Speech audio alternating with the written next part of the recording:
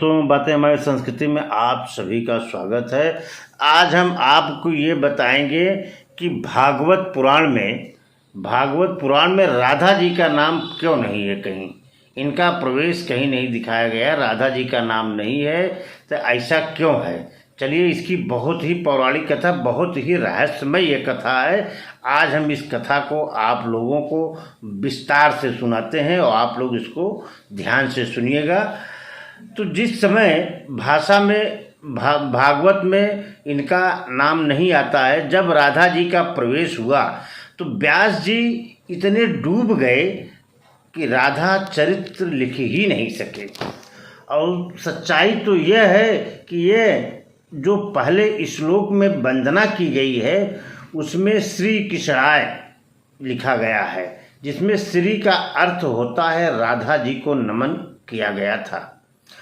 अब इसकी कथा सुनिए। सुखदेव जी जो होते हैं पूर्व जन्म में राधा के निकुंज के सुख थे, मतलब निकुंज में गोपियों के साथ परमात्मा क्रीड़ा करते थे। सुखदेव जी सारे दिन श्री राधे कहते रहते थे। यह सुनकर श्री राधे ने हाथ उठाकर तोते को बुलाती हैं और तोता राधा जी के पास उनके चरणों में वंदना करने लगता है। राधा जी ने उसे उठाकर अपने हाथों में ले लेती हैं, अपने गले लगा लेती हैं और तोता फिर प्रसन्न मन से फिर श्री राधे बोलने लगता है। श्री राधे ने कहा कि हे सुख, अब तुम श्री राधे के स्थान पर कृष्ण कहा करो, यह मुझे बहुत ज़्यादा प्रिय है। इस प्रकार राधा जी तोते को समझा ही रही थी कि उसी समय वहाँ पर श्री कृष्ण आ पहुँचते हैं और राधा जी ने उनसे कहा कि हे तोता, राधा जी ने उनसे कहा कि ये तोता कितना मधुर बोलता है। ऐसा कहते हुए सुख को ठाकुर जी मतलब श्री कृष्ण जी ने के हाथों में दे दिया।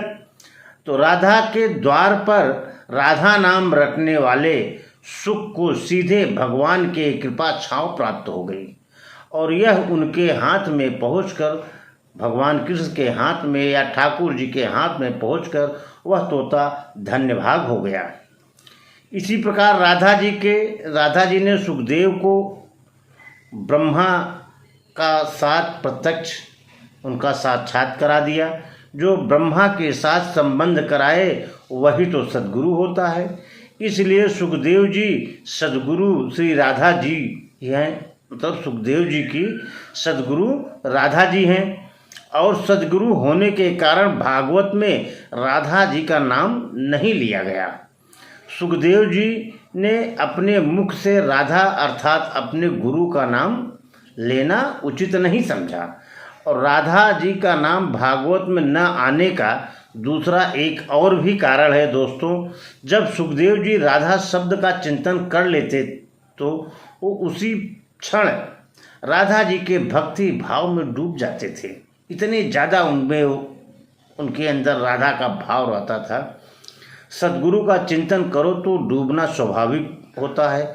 सुखदेव जी श्री राधा की भक्ति में डूबते थे तो कई दिनों तक उसी भाव से बाहर ही नहीं निकल पाते थे।